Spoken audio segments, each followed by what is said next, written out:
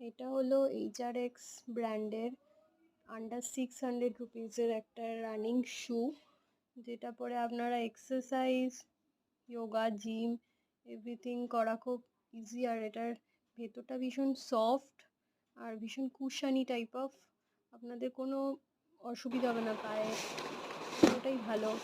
জুতোটা আপনারা ট্রাই করতে পারেন যদি আপনাদের পছন্দ হয়।